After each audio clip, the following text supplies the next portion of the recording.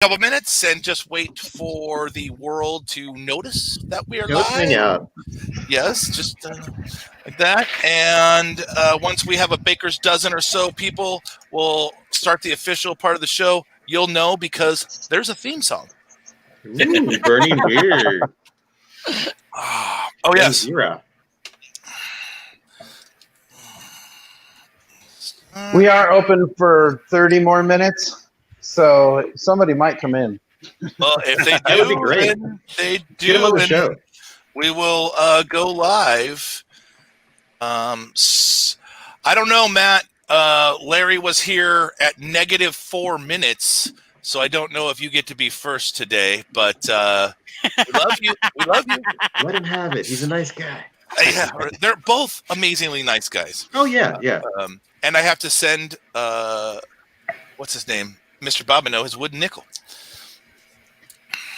that he won last week, and we got to give away 5 fucking more of those. Woohoo! All right, wow. We've already got 17 people. You guys are great. These guys are on fire, man. Way to spread the word, guys. That I'm one was of them. and They're getting all the love. adding up the stats. But let's get rid of this, and then let's fire this fucking thing the fuck up.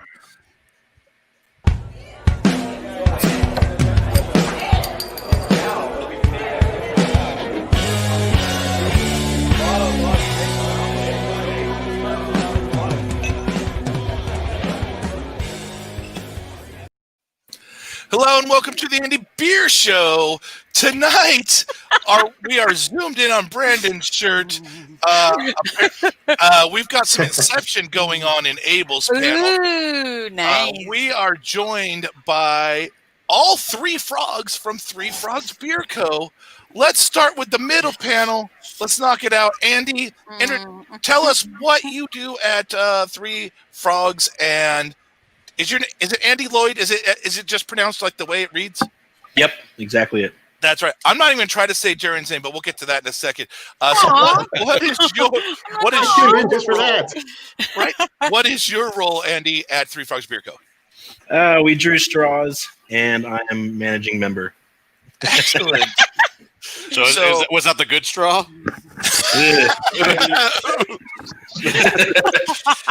We're not Trevor got the good sure straw. yet. It'll have. We'll know soon.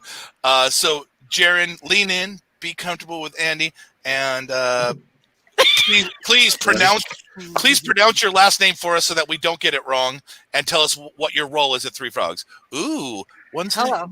Let's see. The other It way. is Zeferjahn. Zeferjahn. It's a mouthful. Could I have that in a sentence, please? No, can't use properly in a sentence. Hey, that's thick awesome. gloss finish, bro. That is a very nice glossy card. And Trevor, at the bottom right of our screen, what is your role? Yes, it's very hard to point at the right square. By the way, you'll see soon. What's your role, Trevor? I am the head brewer, although Excellent. we all brew. So but somebody had to have the title. Yes, exactly. Somebody has to have it on their business card. It's very important. Well, we have to start with the first beer from you guys. So everyone reach into your coolers and grab Frog's Dirty Blonde. Trevor, why don't you give us what this beer is about and what we're about to put in our face? Well, we wanted to make a blonde, but we didn't. Blondes are so kind of one-dimensional. There's some great ones out there, but we really wanted to put our own twist on it. So at the time, we were enjoying the flavor of honey malt, and so we were using a little bit of that, and it darkened it up quite a bit, more than a standard blonde.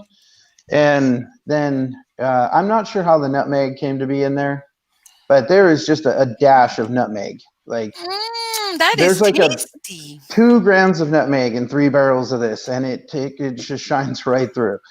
Yeah. Seriously.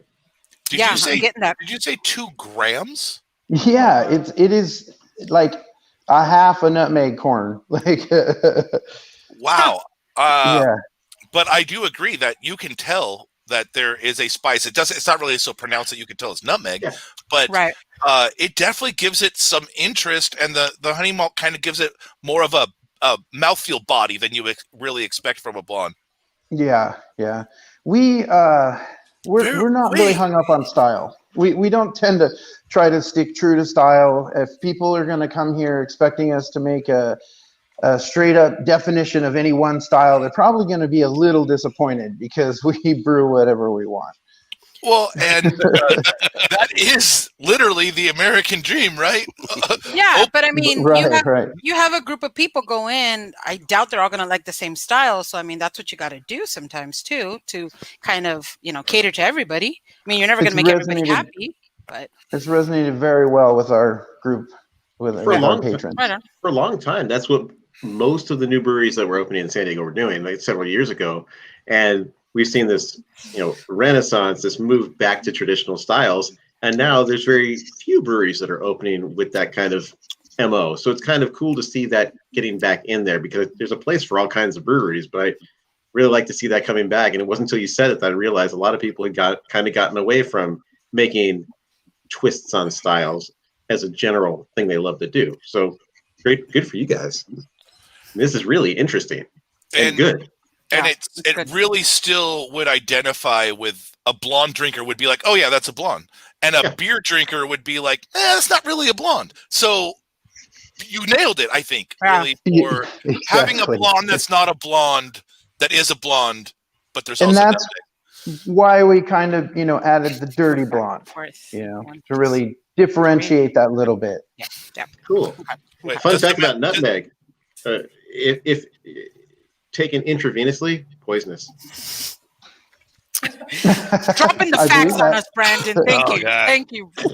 And how did you figure that out? Oh, I heard it on TV once, and it's stuck there like so many things, Yeah, that's awesome.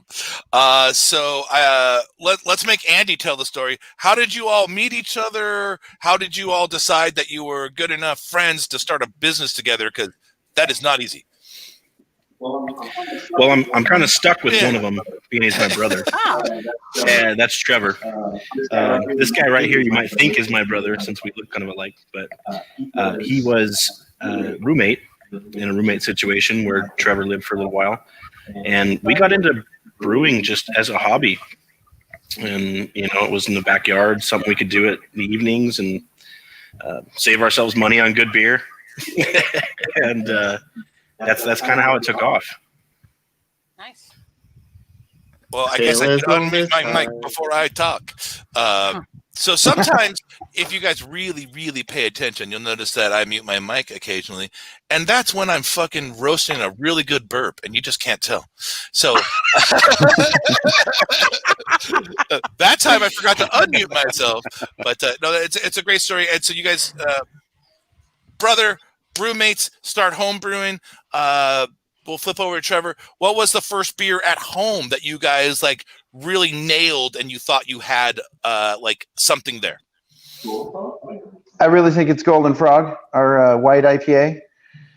It was inspired by Deschutes Chainbreaker, and I liked that beer at the time, and we were just getting into brewing, and I thought, well, why don't I try to make this one I'm enjoying right now, and put my own twist on it, obviously.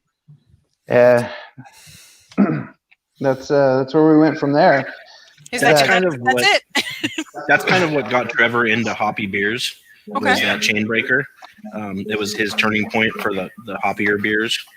Everybody's, I think, got one, but that was his.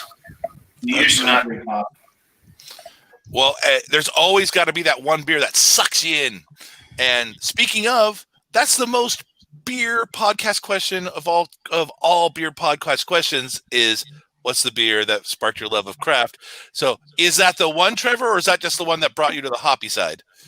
That definitely did bring me over to the hoppy side, but in thinking about this question, I really looked back, and it was actually Henry Weinhard's ale that taught me that not all beers had to taste like yellow water. Yeah, absolutely. It was, that was the first one I tasted that didn't taste like a lager, and I thought, ales, that's where it's at. And ever since then, I've been looking for those wonderful flavors that come in the ales. That is a great story and pretty original. Very few people have brought Henry Weinhardt's into the conversation that where they came from. But for me, literally, I drink a ton of their products. Not a single one alcoholic. I always drink their root beer and their freaking cream soda by the buckets. Andy, what's the beer that brought you and sparked your love of craft? Earlier on, you remember the beers around the world you could get from Bevmo? Yeah. Some German, some Czech beers, different things like that. That sort of started me on the path, and then it's the typical answer, I think, the Sierra Nevada Pale Ale. The number one answer. Yeah. Absolutely. Ding, ding, ding, ding. Ding, ding. Yeah, we need a buzzer or something. We need a bell buzzer or something. Yeah, right. Yeah. And what about you, Jerren? So the first time I ever actually really enjoyed a craft beer, I was in Las Vegas with my parents. My dad had went to Holy Cow, which I don't even think exists anymore. No, they're gone. He bought like 3 different pints of craft beer and he let me try a sip of each one. And it was at that point I realized, oh, not all beer tastes like Budweiser. This stuff's kind of good. So I started liking it then. Not that I drank a lot when I was 16, but I did first enjoy it at that age. Allegedly. Yeah. Allegedly. That was like the Gautier video where he's like looking straight forward and she's looking. For everyone wondering about that, we're sharing a mic. Start voguing. That's awesome. Let's do a little housekeeping. Uncle Lair, congrats on being the first one here 4 minutes before the show happened. That's insane. Mr. Bobino thought he was first, but he was only the first one in Facebook. By the way, you are a stud, and you and your wife are amazing people. Hi, Maggie. We haven't seen you for all of 5 days or so. Where in the world is Maggie today? I'm wondering. Yeah, exactly. Maybe she'll Our little world. Where you at, Maggie? Where you at? Welcome, Laurel. I don't recognize your name, but hello. Thank you for joining us. Hi, Candace, the better half of the Bobinos. Mr. Nikos is here. Get prepared for some weird-ass random questions. Not answering welcome, any of them. David McGee. Not answering any of them. Hello, Amy. Wonderful to see you. Hello, Jeff. Hello, Mr. Tondro from freaking Mason Ale Works is here. Thank you, man, for squeezing in. Nick Corona, our guest from last week. Hello, Nick. Hello. Look, he liked us enough to come back. Holy crap. Right? We didn't scare him all the way away. Didn't scare him away. Erm is with us. Thank you for joining us. Paul fucking Sangster. Holy shit. Hello, sir. Thank Paul you for and joining Herb. us. I just said that 2 minutes ago. Way to pay attention. No, I said Herm, and I looked, and it was him, and I was like, great. Don't Yeah. take it so personal. Like, he's my friend too. He's everyone's friend, apparently. But the point is, everyone that's listening and participating, we freaking love that. Thank you for jumping on with us and Three Frogs. Yeah, and for everybody that didn't comment that is also watching, hello to you too. Yeah, guys. There is a lot more exactly. people watching and they just don't comment, which is fine. You don't have to comment. But yeah, hello. Yes, indeed. So I didn't type the whole show sheet this week, so they asked a very important question, which is, how did you get to know me? This show, or the previous incarnation. Yes, indeed. Yeah, yeah. Our You anniversary is guys- coming up. Yes, I know, right? Our second anniversary is coming. So, the previous incarnation of the show, we kind of met, shot the shit a couple times, and then these awesome guys invited me to come brew with them. And at the time, they were doing this crazy weekend project where they were hoping to fill an entire 55-gallon barrel that they got from Pizza Port with a stout. And I came over and I helped for couple hours. Really, I sat around and drank, and we shot the shit. But eventually, they brewed it. They brewed literally a barrel of beer in their backyard, and barrel aged it in a Pizza Port barrel. And I have a bottle somewhere in this fucking house of it. I don't know where. Unfortunately, But by the end of the show, maybe his lovely wife will find it. one of the truths about me is I bring way more beer into my home than I consume. and I know what bottle it is, and I know it has a American flag-ish cap, and I know it's the short, like 500 millimeter 12 ounce bottle. That's all I got. So are you saving it for like maybe their 5-year anniversary or something? What are you doing? Really, I was just saving it to drink with them at most, or for this unknown night. It would have been really appropriate if I had it right here, but I don't. Oh yeah, no kidding. It would have been appropriate. But I know it's the sad part is I know it's within 3 feet of me. But right now I'm cold, and it's also full disclaimer. Trevor now works for me. After we became friends, I found out he had the skills, and eventually I was able to bring him on to my day job at Keiko Construction, which is freaking great. He's one of my most important. I was going to say you're an important tool. That's pretty shitty. You're one of my most important employees. Thank you for joining me. I know, right? Exactly. Damn. Well, but damn. If you sue him for harassment, you have proof. Don't worry. I don't think you have to worry. It's the best job I've ever had. And that thing will repeat. Generically, I'm pretty good to work for as long as you do your end of it. So we've crossed off this whole freaking first section, which is freaking great. Let's take one more sip of Dirty Bomb. I really like. I really like that beer. Not a blonde fan. It's just got enough to be different. It's great, man. Yeah. Yes. So we decided to honor Three Frogs with our top 3 tonight, and we're going to do our top 3 San Diego nano breweries, or at least breweries that started out in that nano vein. And let's start with Estella. You're number 3.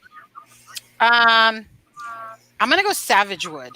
Number 3. Good pull. I really like Savage Wood and have made a beer with them. Hopefully that's going to happen again. And the styles of beers that they're putting out there, I really like. And the same thing, it's a little bit different. They don't stick to one style. And I like all the little contests that they were doing in between, like the food stuff. And one of the champs is on here, Babinos. But yeah, I really like them. So. Savage Wood, for sure. Good pull. I really like their experimental nature, and they completely prescribe to the say yes business model.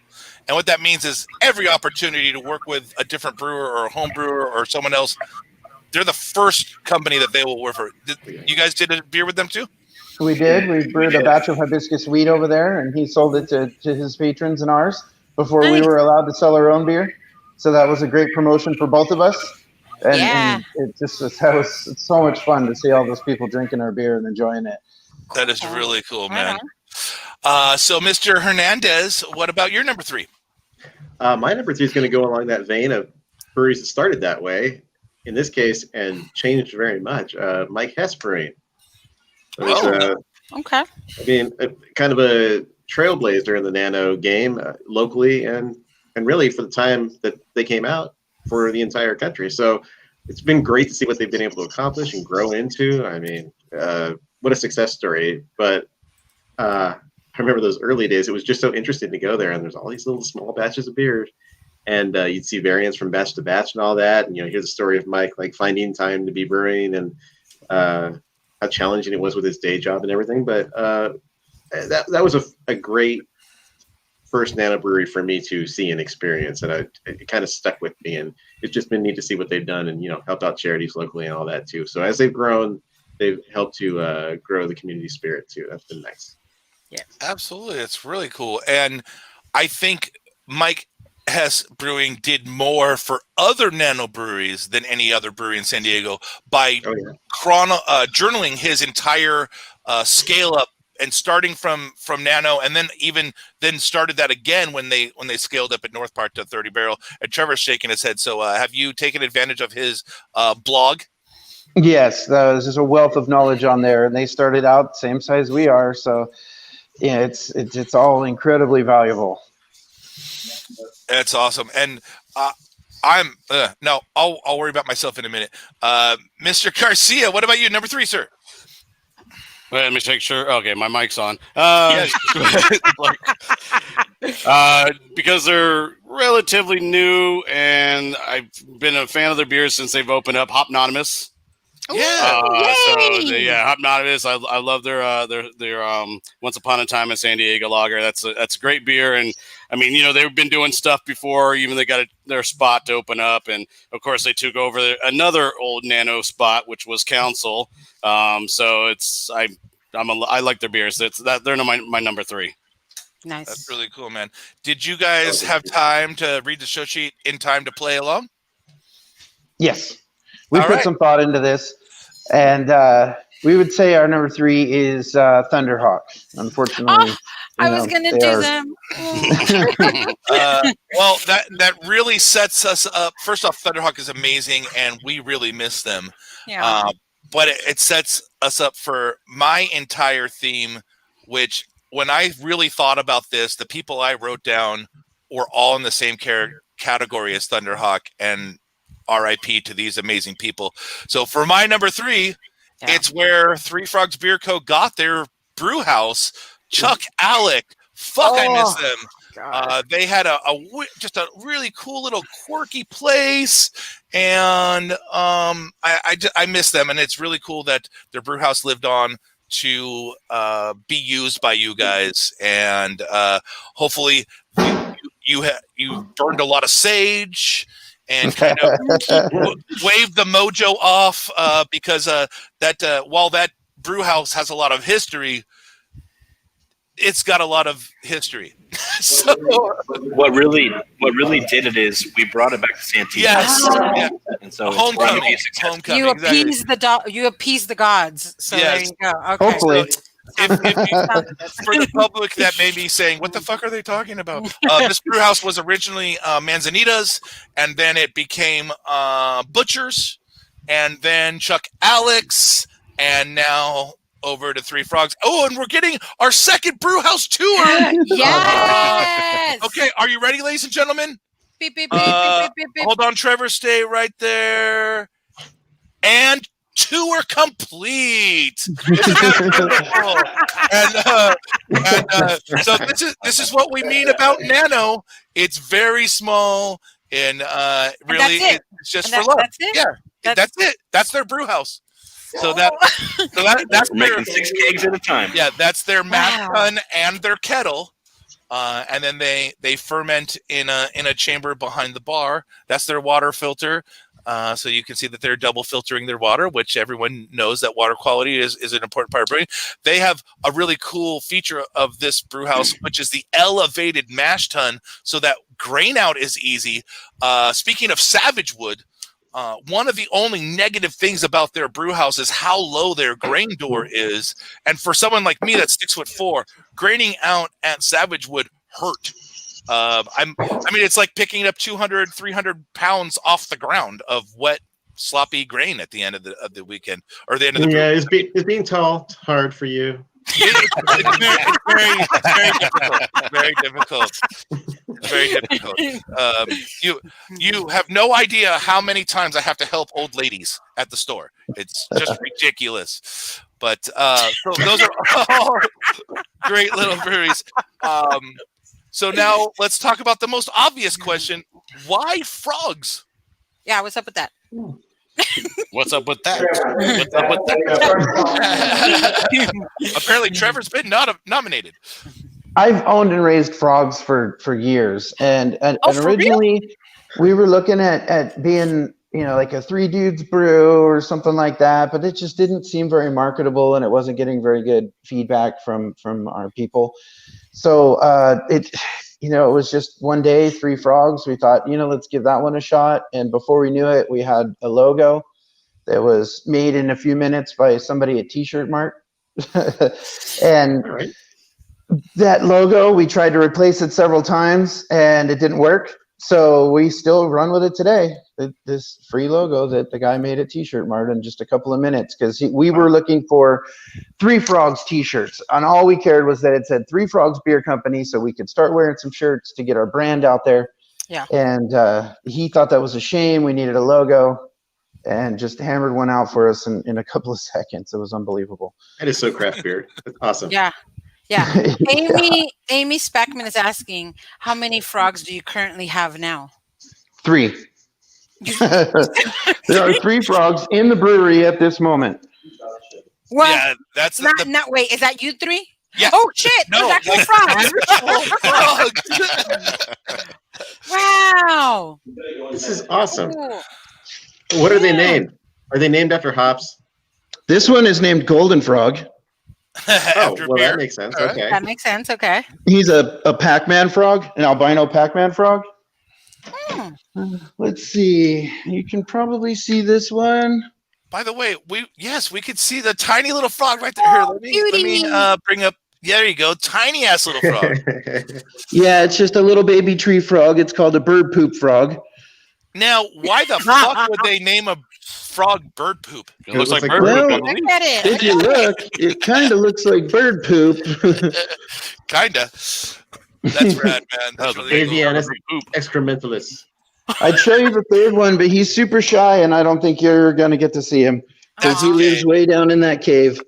That is He's the still able of the frog. that is still the first amphibians to join the show. Yeah. Other than Abel, but yes, that's great. So those are our mascots.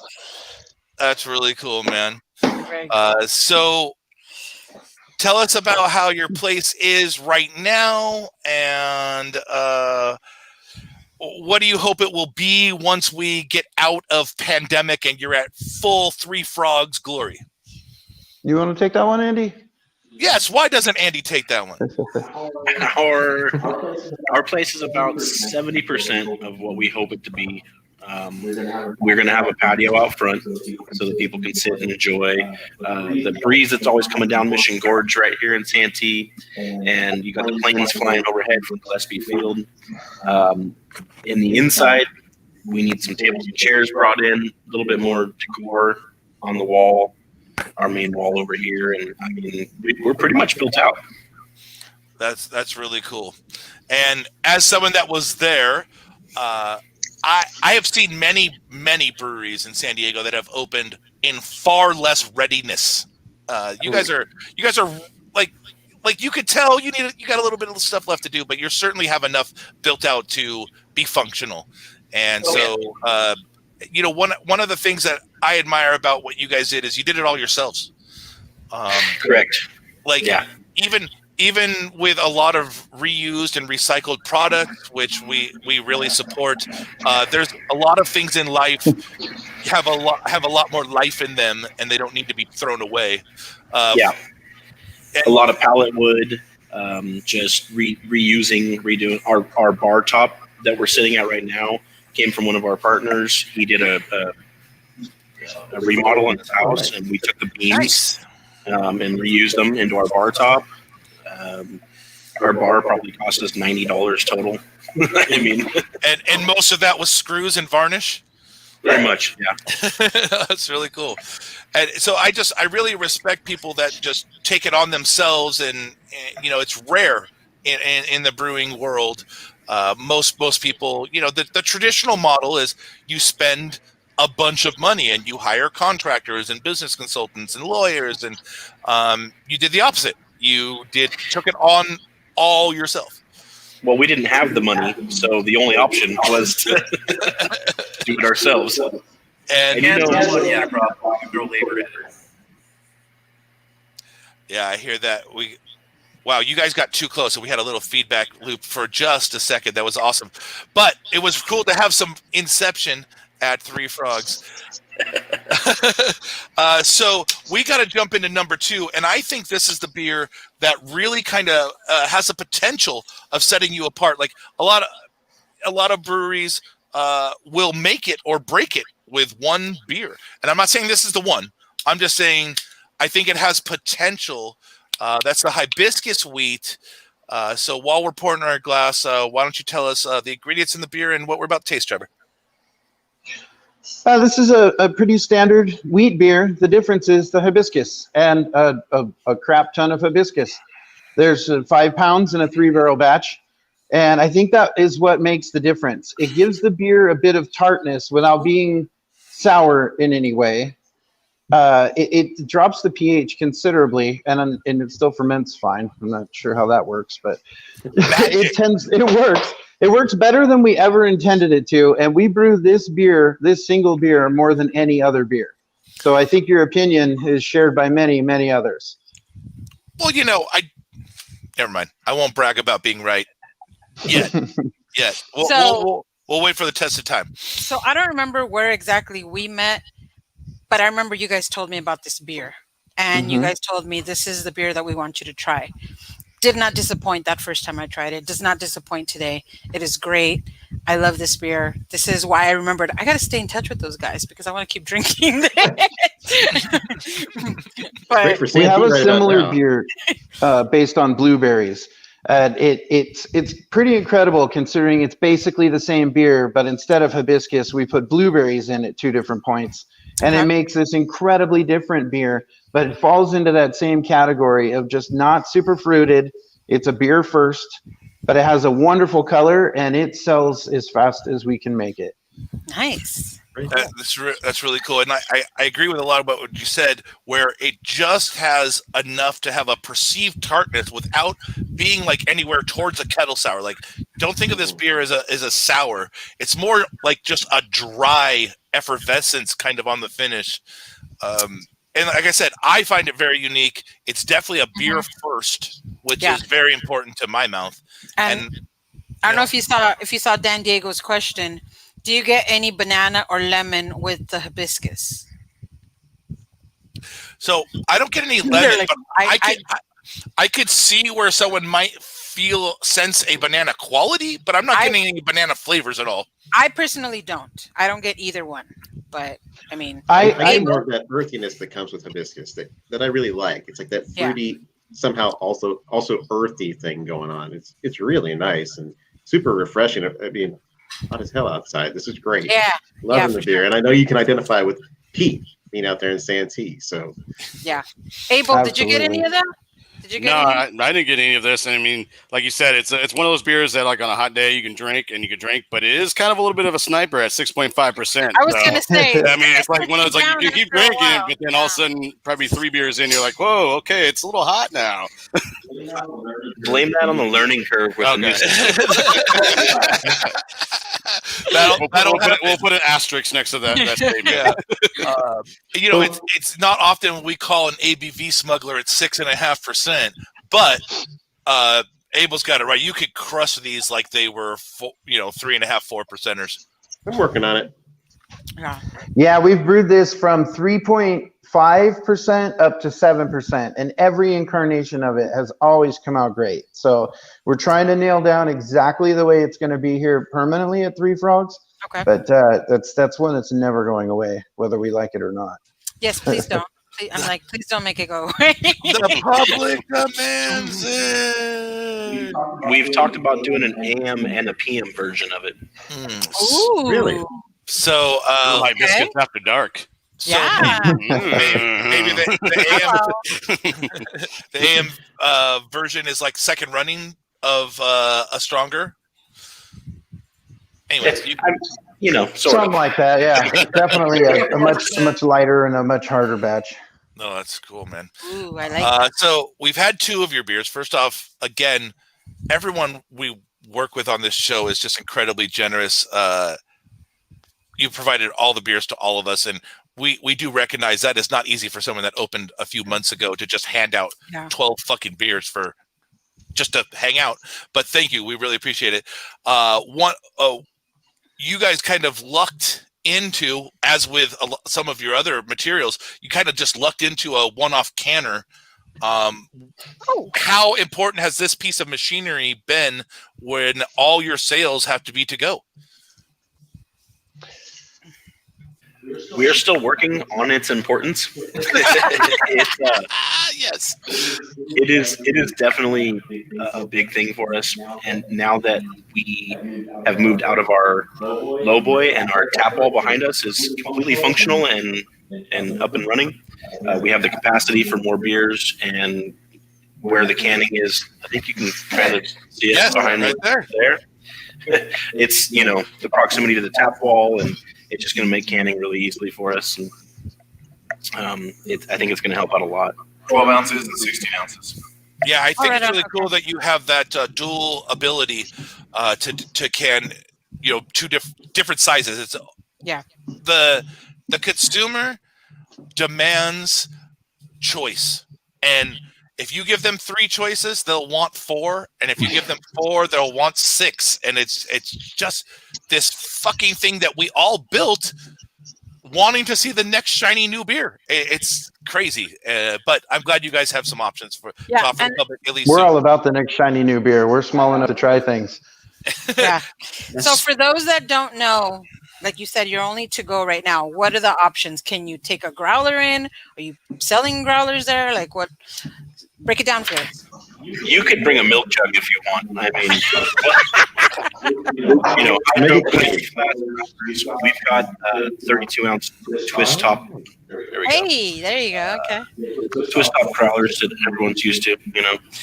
I really like those. They perform in this great combination space between a canned growler and a glass growler.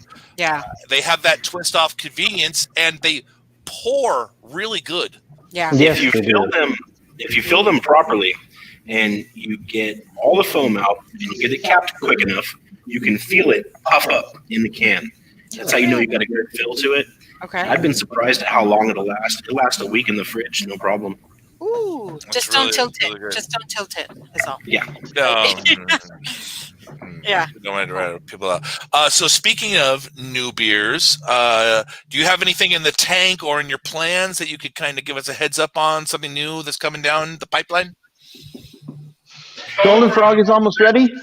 All right. We got a big batch of blonde in the tanks right now, and we are going to do a coffee stout with Motorcycle Monkey, who is in the same building as us. It's Clint August from KGB, and he has a coffee company.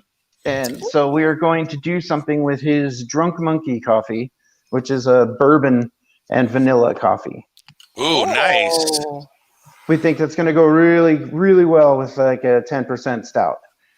Okay. I could see that. And breaking news: Eric Hosmer just hit a fucking home run. Go Padres! Anyways, It was actually a grand slam, so now that's 4 in a row. No way! Another Grand Slam? Sass. Bam. Yeah. it was. Yes. Hey, you know what? Oh my God. We just doesn't seem so bad now, does it? When you make records and shit.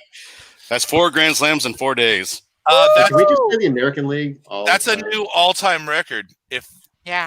that really happened, that's Yeah. amazing. If that really happened, I had the TV on in front of me. It did. No, I'm just giving you so I'm hitting rewind 10 seconds like 6 times because I missed it. If we're talking baseball all of a sudden, it's a good time for me to talk about something real quick because everyone's got to be wondering, like, what is he wearing? Well, Yes. of course, what is he wearing? How does he do it? Wearing? Such a nice shirt. What are you So, wearing? in addition to the Padres, who I love more than any other team in Major League Baseball, I like the Brewers a lot. And Abel knew that. And my birthday came up last week, and he got me this little ditty. And he knew I would like it so much that he got it for me like months ago.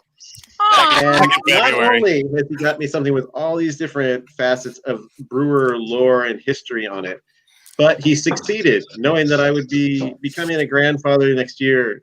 He got me something that would make me look like a total grandpa. So, 2 birds, 1 stone, buddy. 2 two birds, 1 stone. The glasses really kind of like sent it all home, but I was like, I know what I'm wearing on Thursday when I got that. So anyway, That is that's freaking what the great. brewer thing is all about right now. It was also a really good. Look at they're pouring beer. They're pouring beer. Yes. Pouring beer for your shirt, Brandon. By the way, Trevor, that was a great film angle. We really appreciate that. So we're going to jump into number 2 of our favorite nano breweries of all time in San Diego. Let's start with the Frogs. What's up with you guys at number 2, Trevor? Nice. We were number 2. We're going to go with Creative Creature. Oh yeah, They've, cool. Oh, good one. They've been super cool. They're really inspirational. Again, like Thunderhawk, they're just another brewery just trying to make it happen, and We've been inspired by a couple of these other small breweries. We walk in and we're like, oh, holy crap, they're us. They're So they're no bigger than our closet. Exactly. Yeah, Exactly. the first time I walked in there, Andy goes, "Here's our place," and I was like, "Oh, we don't even have to move. Cool, all right." It's very convenient for the tour. Yeah, where does that door go to? Nothing. Okay. It's like, all right. What's awesome is at Three Frogs, those doors actually do go somewhere. You just can't tell. And yeah, it's so cool that we hit another goddamn grand slam. So behind I'm sorry, it's very exciting. Behind these blue doors is their fermentation chamber that is outside their cold box, and so it's kind of a little combo space back there behind the scenes. So those are the green curtains, if anyone ever asks. Cool. So we're gonna move on with our number twos. Abel Garcia, what is your second favorite San Diego? No, I didn't really give much thought in this. I'm gonna go with I'm gonna go with automatic. Great pull. Yeah, I mean, they have their own little. I don't even think they even have a brewing system there. I think they just put a bunch of shit together and rubber bands and shoelaces, and they do it. So I'm gonna give them the props for being like the most MacGyver of breweries. Technically, they're a little bigger than what we call nano, but Lee Chase is the greatest brew genie of all time. They use a plastic tub as their mash tun, and I don't just mean like oh ha ha ha, it's a plastic tub, it's made for beer, right? No, it's not made for beer. It's just a plastic box that he decided to put grain in, and they're just amazing. They do so much with very little. That's really cool. That's a really good nod. I love Automatic, and obviously I'm a huge fan of Blind Lady and Tiger and Panama 66, and I'm really stoked that they're scratching out an existence right now too. They're doing the you can buy pizza over at their Blind Lady right now, and then they've been crowling cans of other beers, like everything. Did you ever dream of Pliny Crowlers? Yeah, they have them. Sign up for Blind Lady's freaking email blast, and you too could have some. Well, they had all the Firestone beers in there too, like all the crowler cans. Too much. Yeah, it's really cool. They're doing really good. Stella, what about you for number two? I went with fall. Back in the day when they were still nano, that was one of the first times I walked in when they just opened, and so I love fall to this day. It's probably one of the closest breweries I have, so it's very convenient. I'll take a $4 Uber there. Hopefully Uber's still around, but I don't mind going there any and at all times. So give me all that fall beer, especially sangria jazz hands. All of that, aquí, por favor, gracias. That's all. Oh my God, that's really good. Mr. Hernandez. Look at that, pouring beer in the back. Yes, it's great. It's real life right there. Yeah. Live action. I like it. Live action. I can go with Bare Roots up in Vista. I really like Bare Roots in their little system, and they put out some. I've been there several times. Like when they first opened, I really enjoyed like the bear cookie and peanut butter stout. I mean, like peanut butter stout usually sucks. Theirs was really good, but their hoppy beers were magnificent, and like batch after batch, just did a really good job with very little as far as just capacity. But the beers were always really great quality. So Bare Roots, really enjoy that place. Right on. That is really cool. And I'm keeping my heartbreaking theme, but that's just how I feel. My second is Intergalactic. I saw Alex was listening earlier. I don't know if you're listening now or not, buddy. First off, he was just brewing at Savage Wood. Yes, he was in town. I ran into him at Society right before I made my fun run to Barstow Saturday night. Sometimes you got to save a friend. And you're a good friend, bro. You're a good friend. Well, so is the person I went to rescue, obviously. There you go. Or when they told me how much their toe would have cost them, I would have been like, damn, that sucks. Anyways, But Babineau confirmed Uber and Lyft are okay for now. So yes, for now my $4 Uber to fall is still okay. All right. They've got 4 days to come up with a a plausible model that the judge buys that they would enact should they lose the case or lose their bid for a bill on the election in November. So we'll see what happens to Uber and Lyft. But I didn't really expect the state to kind of back off. I really thought the state was just going to be like, "Nah, fuck you." But good for the people right now. Yeah. From what I've seen, most of the drivers want the system to stay the way it is, and that's what matters to me. Okay. I want people to be able to work under the parameters that they want. I know the state is trying to push employment on Uber and Lyft because they think that Uber and Lyft are screwing over the drivers, but really what matters to me is what the drivers think. And so I think unions are trying to get things to get done. Like one politician who's ruining life for everybody, including freelance journalists. Yes. The bill the bill we're talking about, AB5, has been a very difficult situation for a lot of my friends that are freelance journalists, musicians, tattoo artists, hairdressers, nail salon people. It had good intentions, but it didn't come down that way, and it ended up causing a lot of grief that was unintended. But for me, Intergalactic, one of the reasons why I loved them was that when he first started, anyways, he grew out of Nano all the way to like 7 barrel, I think. But he had this wonderful community aspect behind the scenes that no one really gave him enough credit for. He supported the homebrew world. He ran contests and he really supported his community in a really exceptional way. And it was a damn fucking bummer when he didn't make it. So shout out to you, Alex. Intergalactic. One of the best Star Wars celebrations in San Diego, if I may add. Oh my God, his Star Wars Day was just yes. Definitely one of the best May the 4th celebrations in all of San Diego County. So let's do a ton of housekeeping because I've let it roll for a long time. Jacob, we're not going to ask your question, but I like your sub question, which is: would Thorn York look better with rainbow dreadlocks? Yes, anybody would look better with rainbow dreadlocks than not. Mr. Bobineau asks if Pineapple Upside Down Cake Triple IPA is coming.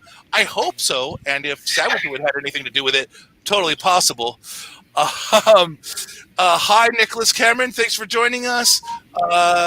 Larry remembers going to the first anniversary at Hess Nano, just kind of humble bragging there about how long he's been around. And Larry, thank you for posting all those pictures where you're wearing your Indie Beer Show mask. I appreciate that. We like safety. We like safety. Yeah. Larry's the man. If somehow you want an Indie Beer Show mask, that's indie.beer/shop. Go buy one. They're $10, free shipping. Yes, Jake, he literally wrote the book on nano brewing. Speaking of Hess, yes, Mr. Sangster, he did. That was a really good service to San Diego in general. Yes, Scoobic played a big part in that as well, Grant.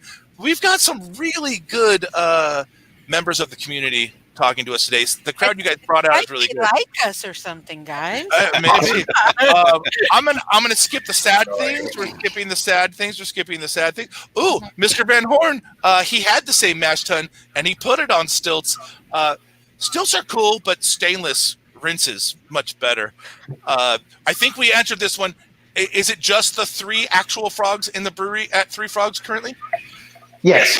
Excellent. Plus you 3, so 6. Yeah, so 6 total, but 6 total frogs. Okay. Excellent. Sup, Rudy? We love you. Nice to see you. Did you see his logo that he did for a brewery in Texas or something like that? Oh yes, yeah. He's designing a logo. He designed a logo and some can art for a brewery that's opening soon in Texas, and it's really good shit, of course. And still, again, we're ever grateful for our logo that Rudy designed. Amy, I don't remember why you said this, but yes, whoa! That was for actually having frogs. Oh yes, for actually having frogs. Yeah. And yes, Babino counted it out right. Really cool. And Amy was appreciative of the share. this is great. We're gonna make Trevor answer this. Based again off Jurassic Park. They will come and get you in life. Wait, that's not even a question, Jacob. What the fuck? Yes, life finds a way. We're all gonna die. So, first off, Don't get eaten by a frog. That's a bad way to go. Yes, nobody wants to do that. Nobody wants to get eaten by a frog. There are several poisonous frogs in the world. Don't let them touch you. Their skin, it will get you freaking. I think the majority of the time it's dumbasses trying to touch the frogs. I don't think it's frogs trying to touch you. Don't lick the dark frog. Just saying. Is that true, Trevor? Are people trying to touch you? No. Okay. I want to make sure they're not trying to lick you or touch you. No, I don't get too many unwanted advances. I'm with you on that boat. No one's coming on to me. Anyways, this is actually a good question, Mr. Balbino. So, what sets you guys apart from other breweries in San Diego currently? Oh man, that's a tough question. That's not fair. So, I think we touched on that earlier a little bit when we talked about our ability to do smaller batches of beer, more experimental stuff. We don't stay inside these guidelines that seem to have trapped a lot of these breweries. We do have core beers, but we're not all about the core beers. We're about brewing great stuff and getting it out to people. And we understand San Diego's need for the shiny new beer. So we make fun adjustments to all of our recipes at any given time to just try to create what seems appropriate for the time. Absolutely, that's really cool.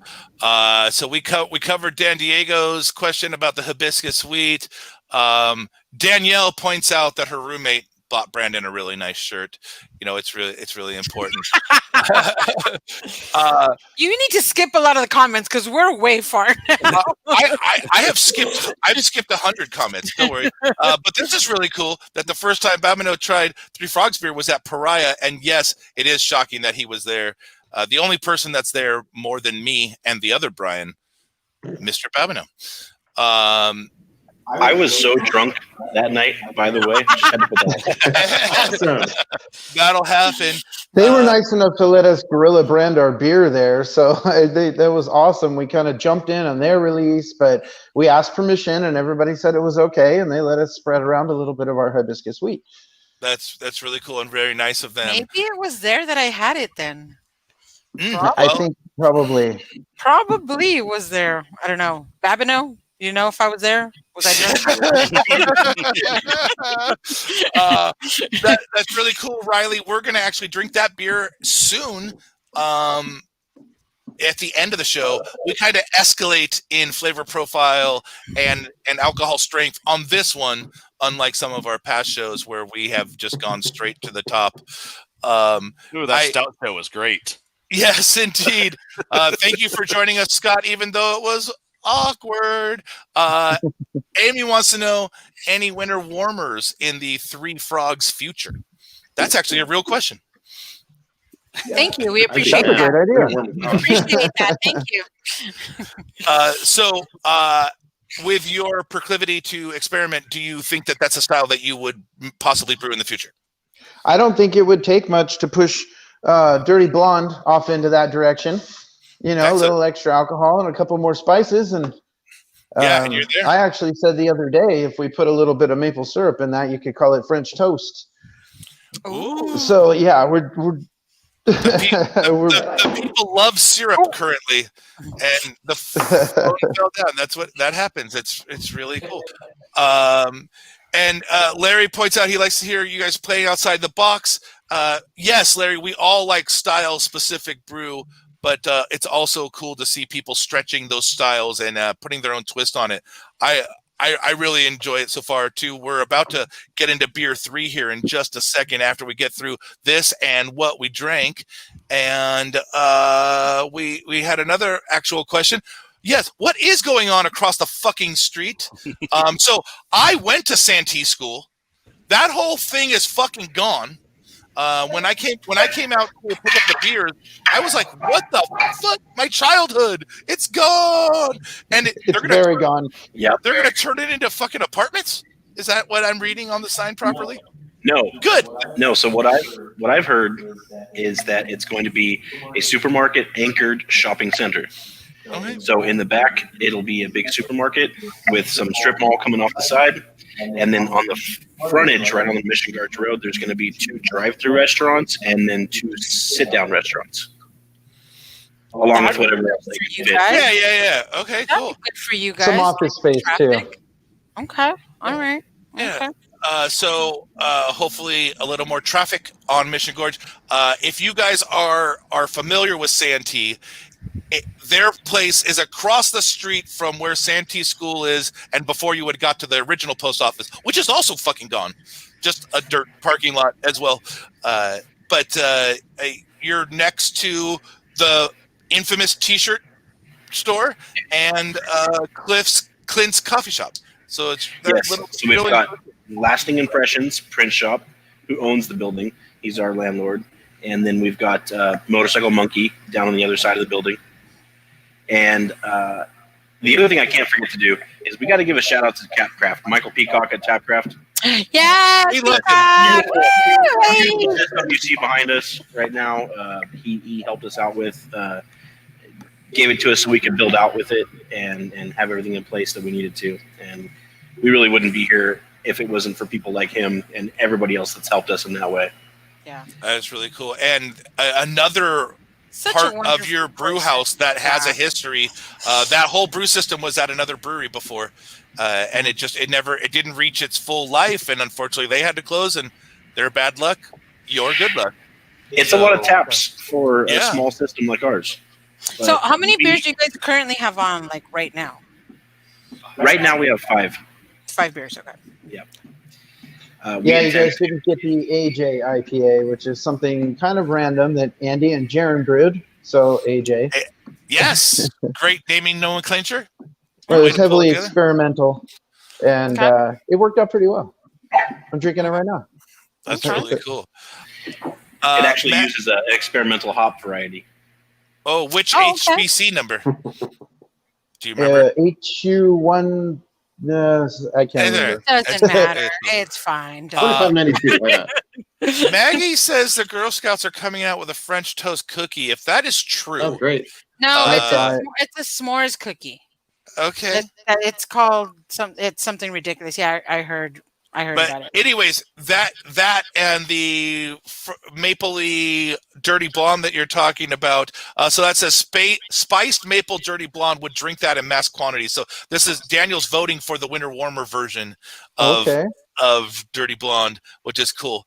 And Larry wants to know, is Three Frogs to go only right now?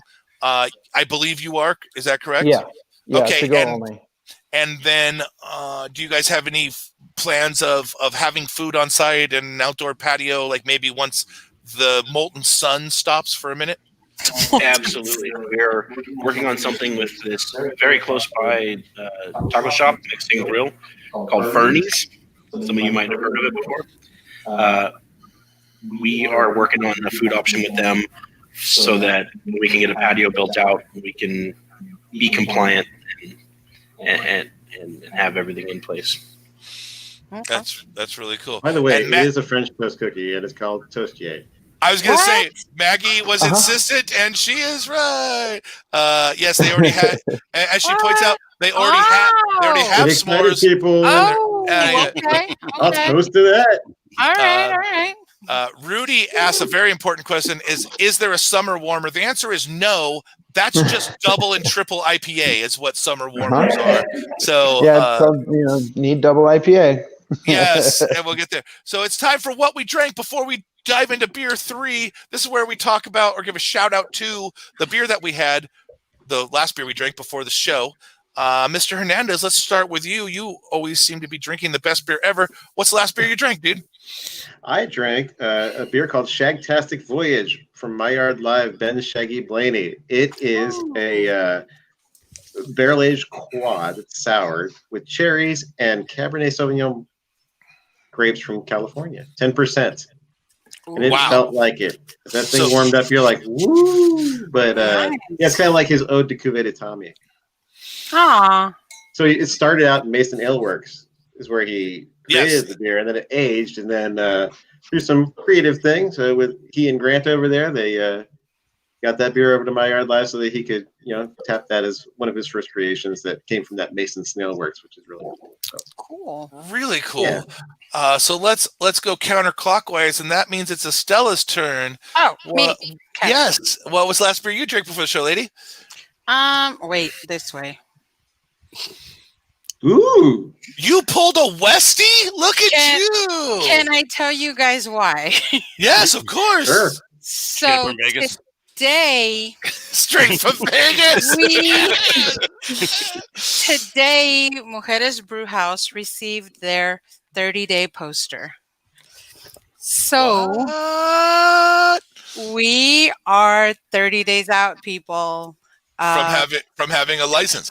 So Well, the first step. Yeah. So I yelled a lot today. I cried today. And then I was like, fuck yes, this is what I'm drinking today. So this was from my amazing friend Jess Pierce over at Ale Tales. I knew I was saving it for something, and apparently it was today. So thank you, Jess. Thank you, Danny. You guys gave me this beer, and you told me to drink it soon. Today was soon. And it was because 30 days. Fuck. All right. Getting real now. Yeah. Well, So, yeah. and then also realize that's only the first rung on your ladder. Yeah.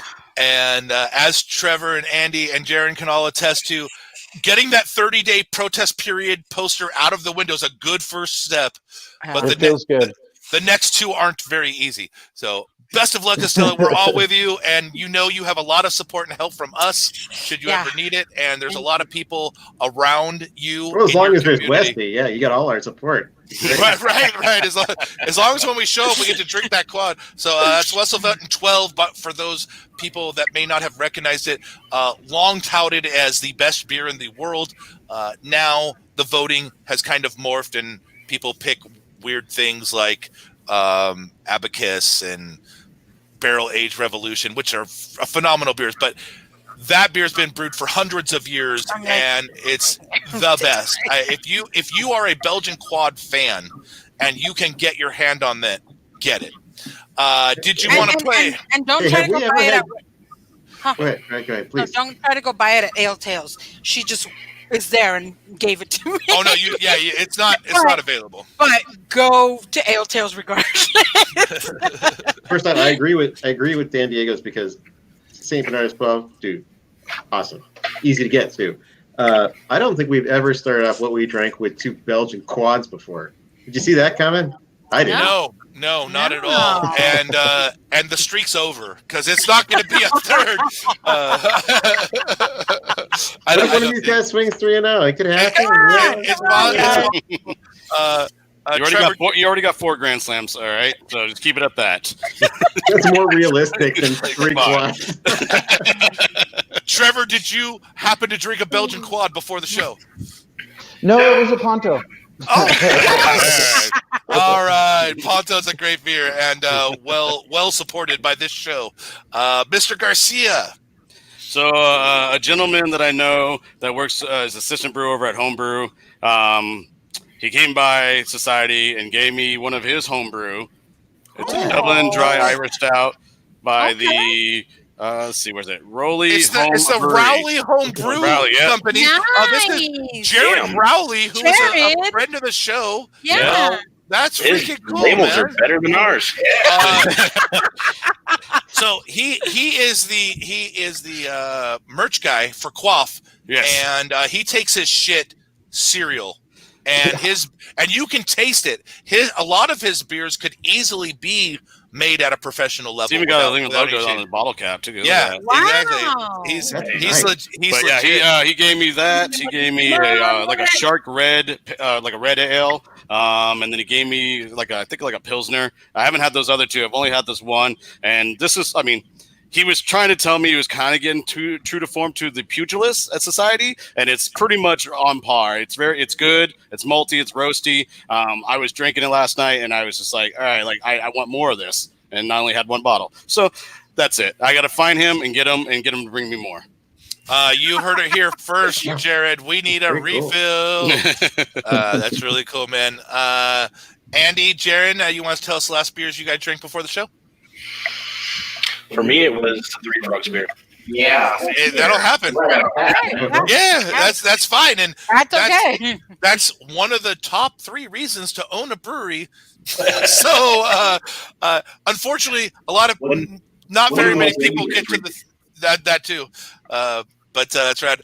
So for me, you guys might have seen it in the background. It's Burning Beard. It's Circle of Hops. I happen to be. After I went to Three Frogs, we were on the way home, and then I noticed it was like 12:30, and I was like, I think Burning Beard's open too. So I stopped in there and grabbed some shit on the way home, and they fucking rule. And I'm just gonna leave it at that. They're the coolest humans. They make amazing beer. This 4-pack of is already gone. I shared one with somebody. I think maybe Maggie.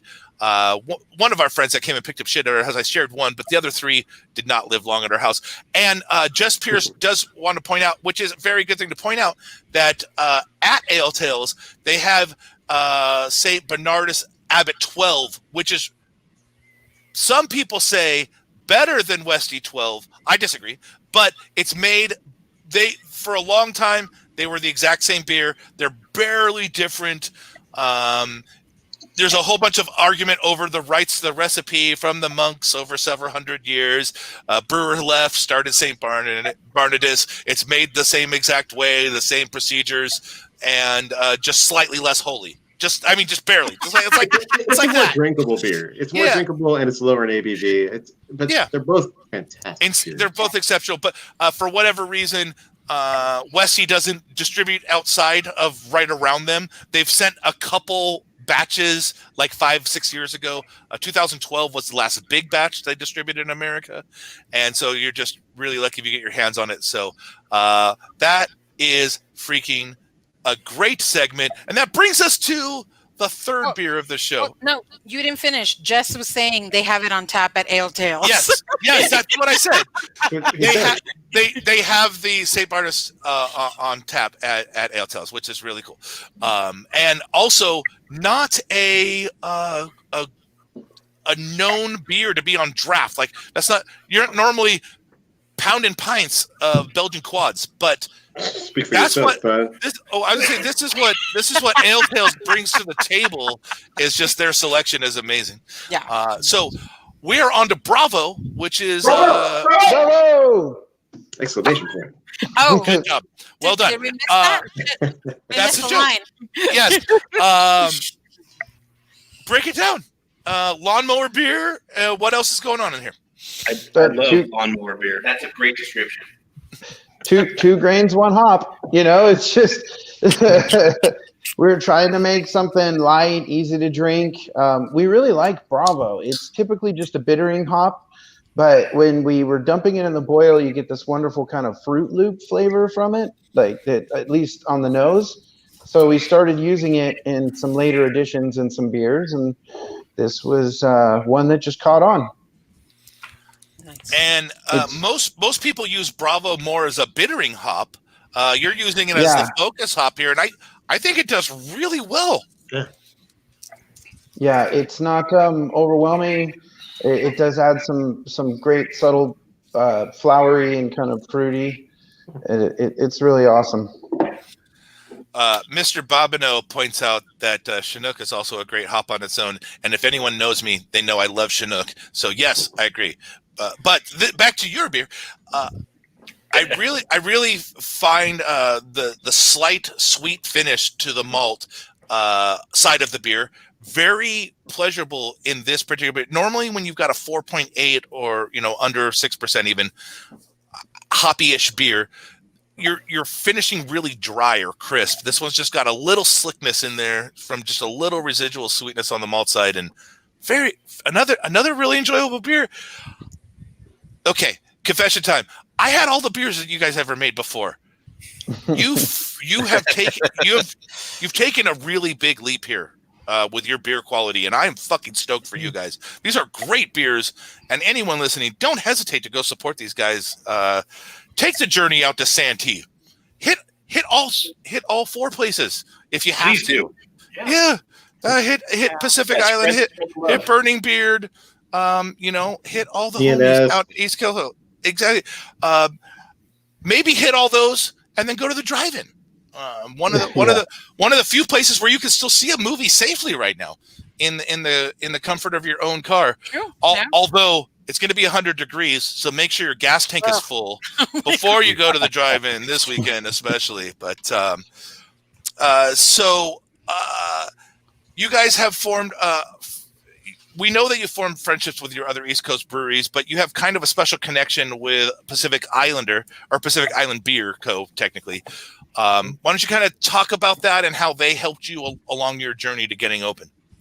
So when we first started home brewing and we were really getting into it, we would take our beers to a couple different other local breweries and have some people try them. And then we got to know the owners of the different places, and Pacific Islander, like you said, really stand out. And he was really a driving force for us to get the courage to try and open our own place. He kind of convinced us, he said, your beer is good enough. You guys should open your own place and go for it. Now here We we saw are. our passion for beer. Well, and he was kind of a similar approach. Is like literally he just decided that he wanted to do it and muscled through it and did most of the work himself and got himself open. And so I think he recognized the spirit in you guys that obviously you're open. And that's the hardest part is get it. Like really the hardest part is getting open. The rest. It still feels weird to hear it. Yeah. It's Really? because we haven't had the big grand opening and stuff too. We've been deprived of that because of COVID. But Yeah, I'm like, because you only wanted to open during COVID, so yeah. No big deal. When everybody's got to stay home, you just want to be open. Right, yeah. Every brewery has their challenges, but our set of challenges seems to be a little unique. It started way back with the government shutdown. So it's just delays and delays and delays. Yeah, so if I remember correctly, you were like very close to receiving ABC approval, and then the government shut down. Yep.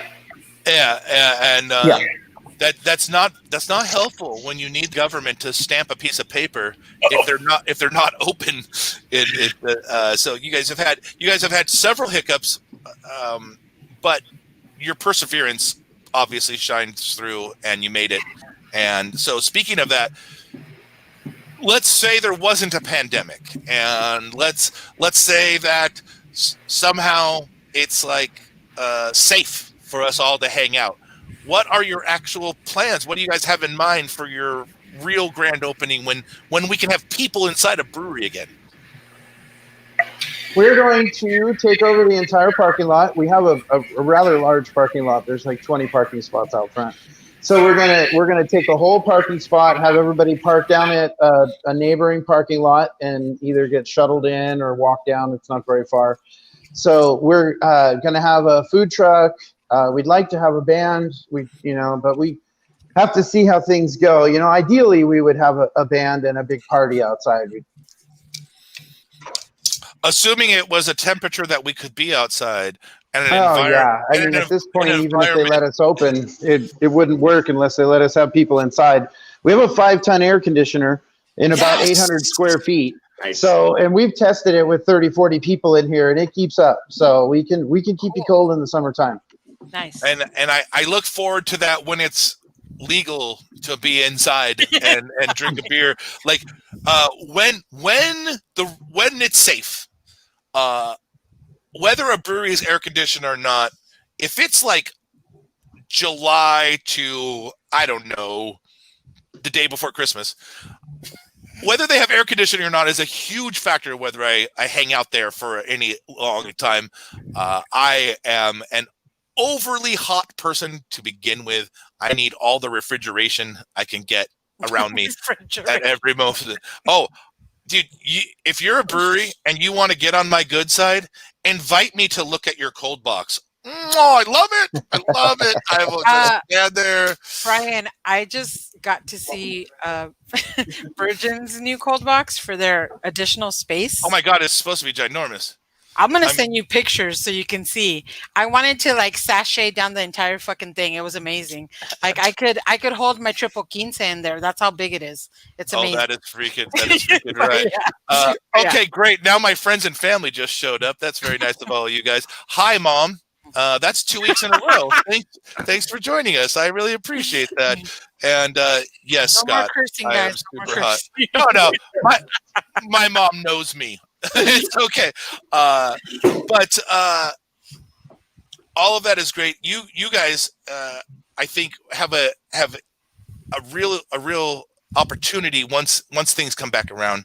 You guys are going to make a really good connection with your core audience.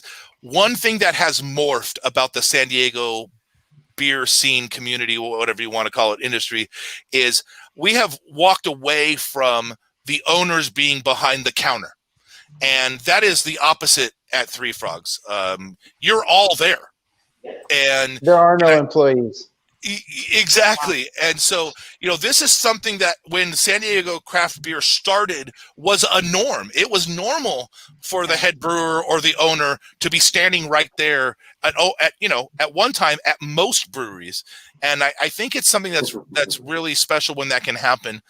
And so I think you guys have a really good chance of connecting with your community and really building that family of support that you need in Santee and in East County so that you guys can keep, air quotes, the lights on. So I look forward to it. But we've got to jump into Need a Double IPA, Citra, Mosaic, Amarillo. So, certainly not going to be tasting good on the hops at all.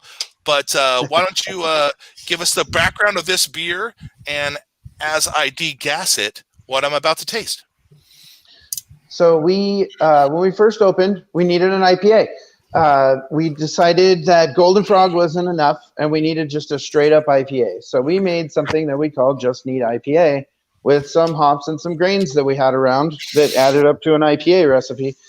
And it went over really well. Like, the beer sold incredibly fast. And we're going to make this again. And we had switched from making 1-barrel batches to 3-barrel batches. And scaled the recipe, didn't realize that the 3-barrel batches were about 20% more efficient. And so the gravity came out very high. And we thought, I guess it's a double. And we added a little more hops in the dry hop and Just Need a Double was born. First off, rad naming again. Both you and Five Suits basically named a beer. I just got to have an IPA at opening. I mean, and it's a relatable thing to anybody in San Diego beer. You can't walk into a brewery and not have an IPA. I mean, it just you can't. You have to brew one. And for an accidental double, this is really okay, man. Actually tastes larger. It's not smuggling anything. It feels like it should be 9.5 I was going to say this is not a smuggler at all. But that's okay. It's bold on the flavors. Yeah. The body is great. It's really enjoyable. I can see why it went over well. Yeah. We don't make a ton of doubles. We don't make a ton of high gravity beers. So we're always delighted when we get one to come out like this. Good job. Well, I approve, and if my approval means anything, you have it. Dave, right? I mean, market research proves the Brian Beagle bump is a negative, so don't listen to me. Don't listen to me. I felt like we knew that, like, big Brian Beagle stamp. Approved. It'll go along with our buzzers and our bells and our everything else. Yes, exactly. Whenever we can afford a soundboard for able to play with someday in the future. We don't need a stinking soundboard. No, come on. See, there we go. Yeah, exactly. It's all bullshit, and it will never happen. But we've got something really important to talk about, and that's the news. And that brings us to Mr. Hernandez, the home of San Diego Beer News, and specifically San Diego Beer News. It's really hard to point the right way. I got used to doing it backwards, and then I was like trying to do the real way. And, And it's also strange that you can read Abel's shirt, but left and right is still reversed. Anyways, technology, it's weird. Exactly. Ooh, very nice. All right, Mr. Hernandez, break it down. What is the news for this week? Okay, so some news for this week. Something that came out today was the Team Stone Relief Fund. As a lot of people remember, Stone had to lay off about 300 hospitality employees back right after the pandemic kind of really took hold, and there were all the governmental regulations, and with giant restaurants like theirs and how many they had to get rid of some folks, and of course they didn't feel good about that, but they did go ahead and work with the San Diego Foundation to manage a fund that kicked off when Greg Cook, I guess, went ahead and donated his entire 2020 salary to the fund to start it off, and then a lot of the executives within the corporation as well, they went ahead and donated too, and invited the other people on Team Stone, which I used to be a part of, full disclosure, and said, hey, if you want to dig into your pockets a little bit and give anything to your former co-workers who unfortunately aren't here, we'd be more than happy to help facilitate that. And having worked there, I'm really not surprised that a lot of people did. And it made a big difference. They were able to send out around $250 $1,000 gift cards. Then I had to use gift cards because you can't just send money through the mail, So that's what that was all about. But I mean, do the math on that. Did you say $151,000 gift cards? 251,000. Okay. So about $250,000 is what that all equated to, and had to help people with crazy. Rent, childcare, healthcare, whatever it might be, all the things that they needed help with. But they were inspired by the Cone Restaurant Group, who did something kind of similar as well, along with a lot of other initiatives. But that was one that they kind of followed through on. So that was a nice little feel-good story from this week, but it actually occurred back in June, and they were able to finally tell everybody about it. Cool. Unfortunately, the news cycle revolving around Stone is very delayed. They are really good, similar to the San Diego Padres. They are really good about keeping things very tight-chested and tight-knit, and then we find out months later when someone finally breaks the news. But that is an incredibly good thing. They could have used this good press too. But I mean, it's kind of nice that they didn't run out and try to get it. Yeah, I like that part. Props to them for not using it just for press. They actually just wanted to help their former employees, which is awesome. So I think it's really rad of them to do that. It's super rad. I mean, don't let me take away from. I was actually, that was like a bonus as far as I was considering it. Is they've had a news cycle that hasn't been incredibly nice to them lately. They've had a news cycle that wasn't pleasurable. And they could have used this goodwill, but they didn't, and that's like I said, a bonus point to them. By the way, this camera work that we're getting currently from Trevor on the bottom side of the tab. Look at that! It's all right. It's all right. You guys get a lot of credit for setting his phone down. Yes, right. Exactly. Like it really is just a coincidence. Yeah, like the best part of the show is when Trevor did nothing when he put his phone down. That's really cool. So go ahead, Brett. Another news piece, just because I want to get through it. But Latitude 33, they're going to go ahead and give up their lease on Vista at the old Green Flash facility that they then took over and then had kind of like a shared proprietorship on. But they're going to go ahead and just keep on brewing it wherever they're brewing their beer right now and just kind of exit Vista. But what they say is that they have something else coming up. I don't know what that thing is, but of course I'm going to ask. Maybe I'll find out. But their beer should have no interruptions in distribution or production. So that's something for. Go ahead. So I was going to say their beers are being brewed by Green Flash, which is this weird full circle type of situation. They took over Green Flash's old brewery, and now Green Flash is brewing Latitude 33 beers. Do we have any indication on whether Urban Roots is going to take over the brewing facility? I know that that was their intention at one time. I'd have to imagine that this would signal that, but I don't have any hard facts on that. But I mean, you don't exactly just get the leaf. Yes, right. Yeah, facility of that size. So I'd have to think that's probably what it means. And it'll probably work out great for everybody. Don't need a tasting room in a pandemic situation like this. Yeah, There's one truth, and yes, another mascot has joined us. That's really cool. Oh man, I got one right. Okay, Yes, just kidding.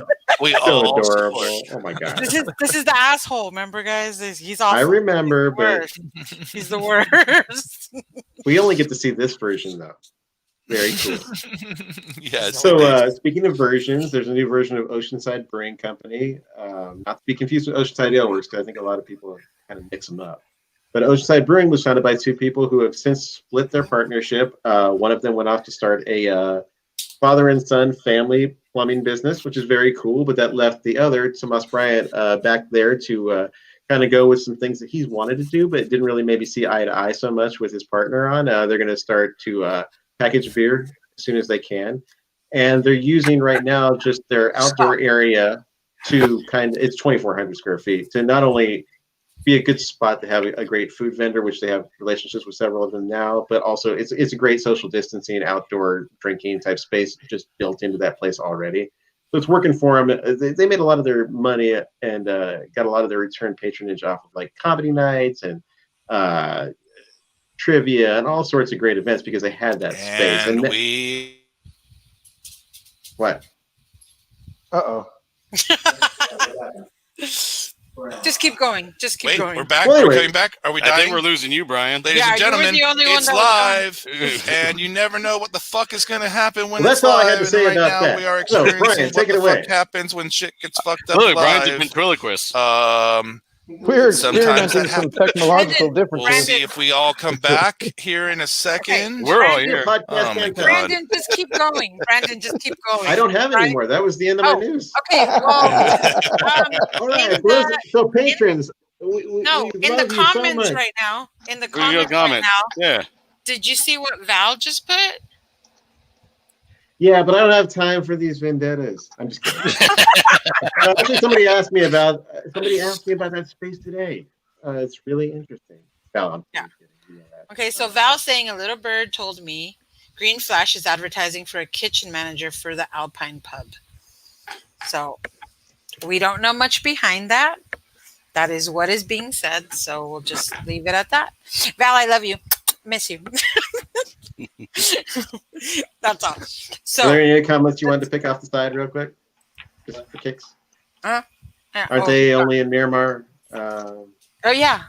Stuff like They're that? saying, so aren't they only in Miramar? I guess he was like Dan Diego's was asking about the brewery you were talking about. So apparently not, right? They're not just only in Miramar. And Who? that's the brewery you were talking about that is giving up their lease. Oh no, they're So only. Latitude 33 is who they're saying. Although they're not in Miramar at all, but Green Flash is. They're in Mira Mesa, and that's it. That is it. Unless they still have that Nebraska thing working. Anyway, Brian should never leave the show. So, Three Frogs, is there anything new, exciting, or interesting coming up that you'd like us to know? Like, we try to be really good interrogators, but every now and then, people can get off. So, if Holy there's anything shit. that we didn't ask you that you're like, man, I wish they would have asked about that. What might it So- be? September 12th, Motorcycle Monkey Coffee is doing their grand opening, and it's going to be with Death Dealers MC, I believe it is, and a motorcycle club that's coming in, and they're going to end their ride here. And we're going to be a big event. We'll have a food truck, we'll have the parking lot semi-blocked off, and we'll have our beers on tap. We'll have a little patio set up out front, and it'll be the whole nine. It'll be like pre-COVID. So Yay, will you guys have all information on your Facebook, Instagram for that? If anybody wants to check that out, just so they know Yes. like where to find it all. Okay. Yeah, we'll be putting it up on our Facebook. Right now, Facebook, Instagram are our two big ones. Okay. At Three Frogs Beer on Facebook. And that's how you find out. Cool. All right. We were talking about doing some sort of grand opening with Motorcycle Monkey, but we decided it'd probably be beneficial for both of us if we split them up and just participated in each other's grand openings. That way we can grab different crowds and open twice. So are you guys thinking of closing the entire parking lot so we can just drink wherever we want, or what's the deal there? Like For special events, we will definitely first close. event for them. For Motorcycle Monkey, I doubt the parking lot will be closed for drinking. Okay.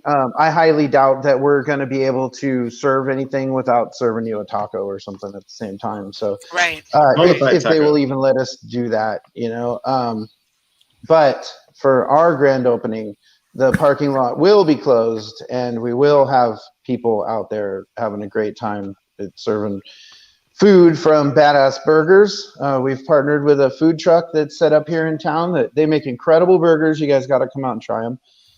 They've set up a food truck permanently on the other side of town, but we made good friends with them, and they're going to be here for our grand opening. So are you guys thinking your grand opening is going to be after this COVID, or are we thinking sometime before? We want to do it right. Okay. I really don't want to half-ass it, and I think at this point we are open, and we're as open as we need to be until we can have a true celebration, which is more likely to be an anniversary at this point.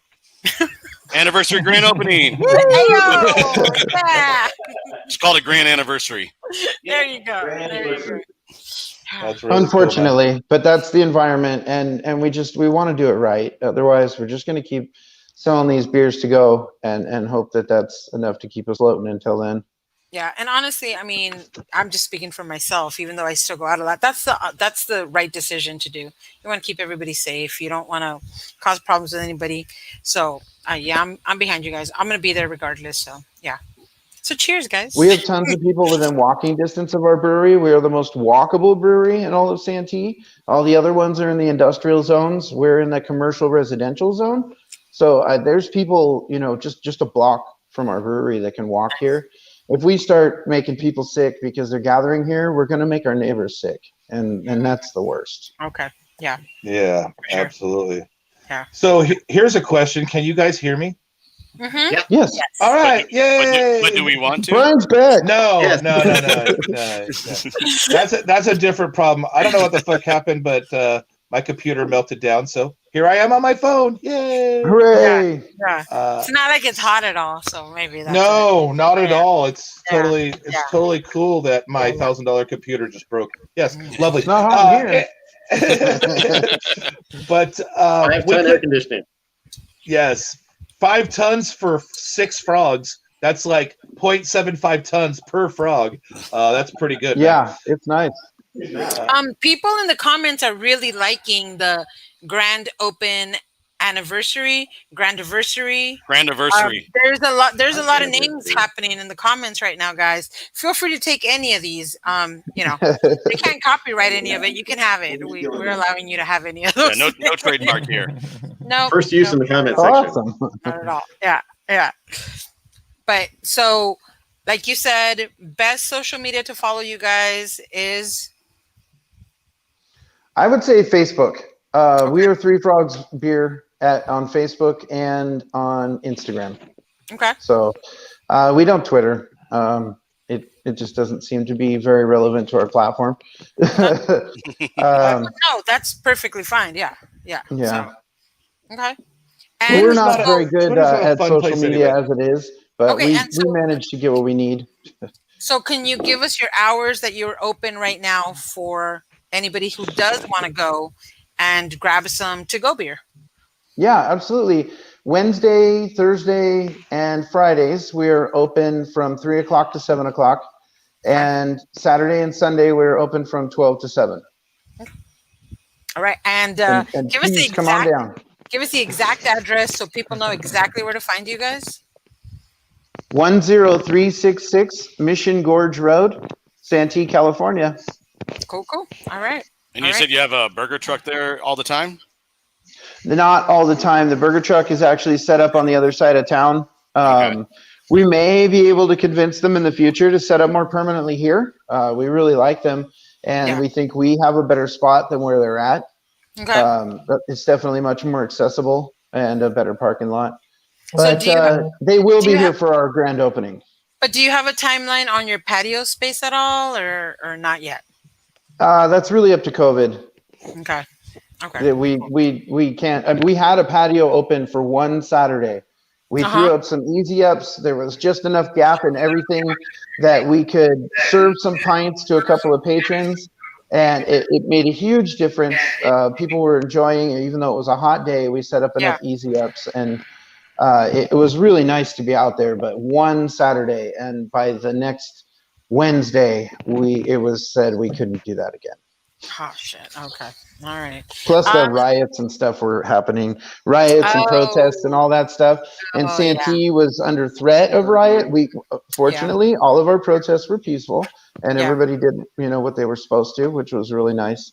But we did have a lot of worry. A lot of buildings were being boarded up, and we had to shut down early on the first few nights that we opened.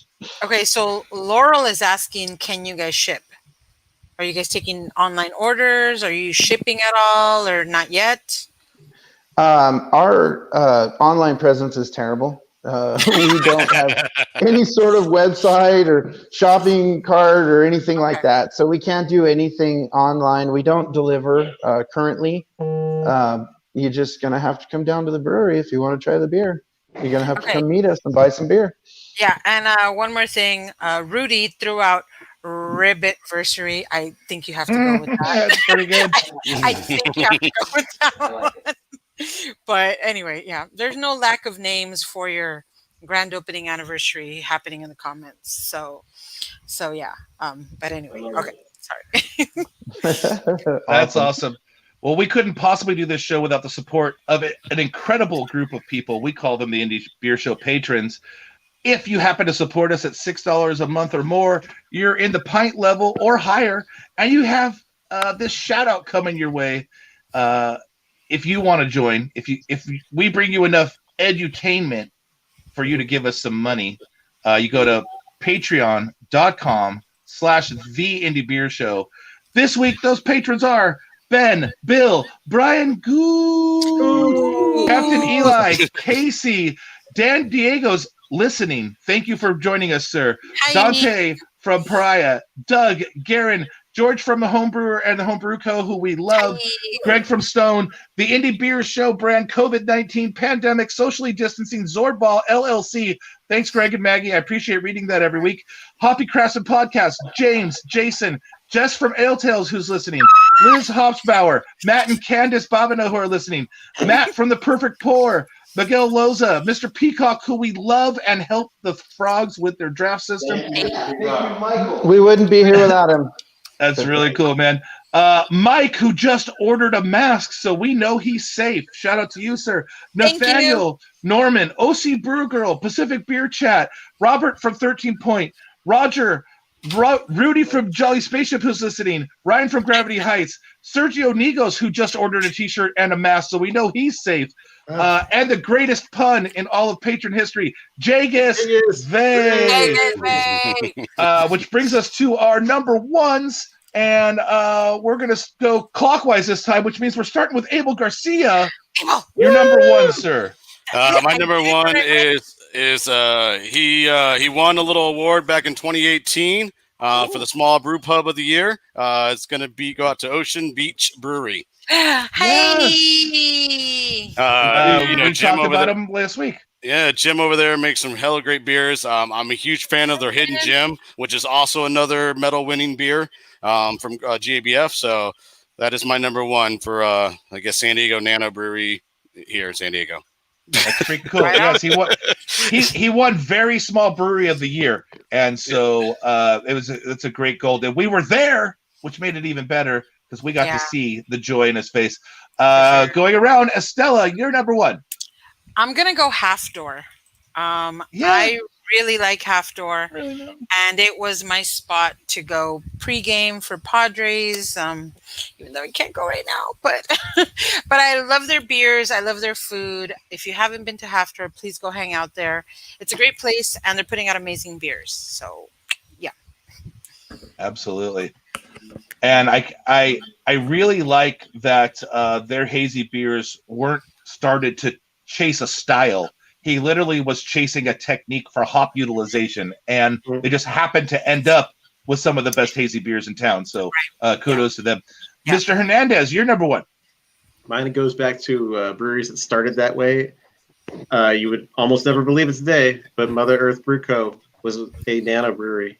and became a brewery in 2 states and like the 6th, 7th, 8th, so like 6th or 7th largest in San Diego County now. That's pretty impressive. Yeah. And for a family-run business that started as a brew shop that had, let's just put in a nano brewery. I remember seeing those 3 stock pots all lined up. That's really something to see what they've become. So and pretty good beer quality all throughout the lineup on the way too. And they've gone through different iterations of all the things that they do. And that's saying something. It's still a family business at its core, and that's really cool. Absolutely. Mr. Anderson, since I happen to know your last name, what's your number one? Or the Frog's number one? It might be a little shameless, but considering all the blood, sweat, and tears we put into this place, it's got to be Three Frogs Beer Company. Absolutely. Good for you. This is a vote for yourself moment. Yeah. Yes. This is definitely a vote for yourself moment. So well done, man. And you guys, I think you guys are going to do good. Your beer quality is there.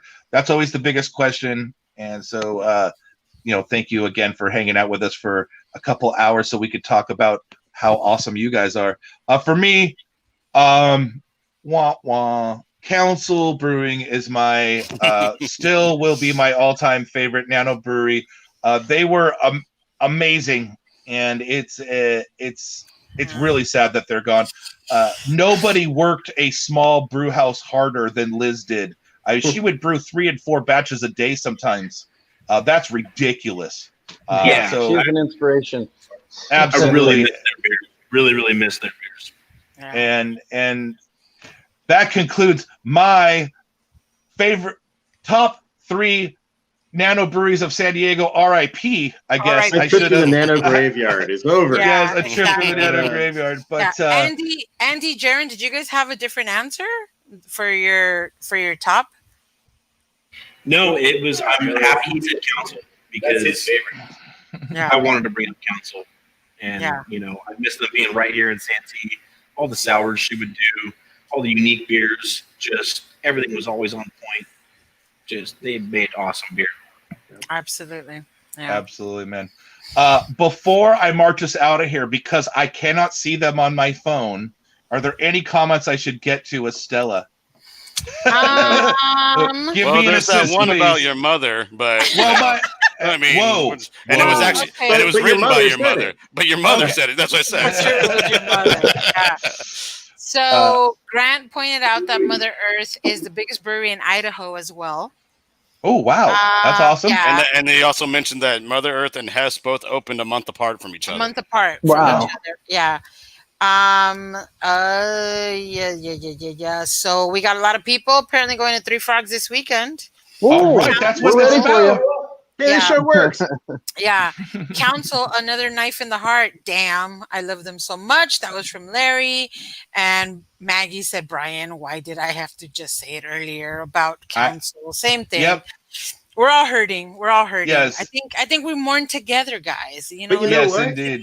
I think Liz and Curtis are doing great. They I think we're hurting more than them. They're like, you know what? That was a lot of work and we really enjoyed it. Yeah. But we're good. I mean, their family life's going great. So yeah, absolutely. And the good thing about that is that we get to see them all over town. Like, well, when we could go out, but you know, they have remained beer fans and fans of the local breweries and go around town and like visit them and all the ones they like. So you will still see those guys out in the town. And they might have a couple of beers stashed back in the back. At home if you're really friends with them. So befriend them. You can have them again. If you're really desperate for a Council beer, you could also befriend me. I have several. I also have a closet with I don't know 10-ish. So yes, Andy, we'll make sure we drink one together soon. Okay. And for that, real quick though, I have to say next week, I'm going to be doing the show from Kilowatt. Because we are releasing the Black is Beautiful beer that is Kilowatt, Ballast Point, and Mujeres Brew Club. So also San Diego Beer News. And San Diego Beer News, but sorry, San Diego Beer News. Also Cosmo. There was a lot of us that were there. It's so hard to point to Brandon from where I am. Anyways, whatever. Yes. So if you guys can come out next Thursday for the beer release. All the proceeds from that night go to the Black Lives Matter. So that night, everything is going to be donated to Black Lives Matter. Please come out and support. I might not be able to hear everybody that night, but I'll be there. So yeah. That's awesome. So that will be our second Black is Beautiful show with Kilowatt and possibly a special guest that many people in San Diego brewing world would love to talk to and hear from. So pay attention to our Facebook for the event post that will be coming in the next couple of days. Once we finalize the rest of the beers, like we have been doing every week, kind of finalize the beers Friday, Saturday, publish that to you guys as soon as I can, so you have the most amount of time to get out there and get the beers so that you can drink them with us. Or just be there that night. Just be there. Or you could just be at Kilowatt that night, and you could be standing outside, and you could watch Estella through the window being on the show like she's an aquarium. So anyways, if you want to reach us for any reason, just to say, hey, you have a show suggestion, no whatever. voicemails? No voicemails, Brian? We'll get there, but we haven't had any in, I don't know. Our streak is longer than the Padres having hit grand slams. Yes, much longer. But if you want to reach us, we're at cheers@indie.beer. We're at Indie Beer Show on Twitter, the Indie Beer Show on Insta and Facebook. If you want to break our longer than COVID streak of having 0 voicemails, that's 619-798-6038. Before we let you go, one more time, Trevor, the address of Three Frogs Beer Co. in Santee. 10366 Mission Gorge Avenue. Boom. That is freaking awesome. I think it's Road, Mission Gorge Road. Oh my God. Santee, We got to work on this, dude. Yeah. Yes, exactly. You're not going to have a web presence. You at least got to know your address. There's only one Mission Gorge, so it won't be that hard. Yeah, exactly. It's Mission Gorge Road. That's freaking awesome. Yeah, the Mission Gorge Avenue is in Alabama. You don't want to go there. Don't go there, please. Commute. That's a long ass commute. So thank you to everyone that showed up tonight to watch and comment. We had terrific traffic. The frogs really bring the audience. That was really cool. Our patrons are amazing. That's really Every cool. one of them. Right on. For Abel, Estella, Brandon, Trevor, Andy, and Jerren, you've been listening to the Indie Beer Show. Thank you and good night. Love you, San Diego. See you guys.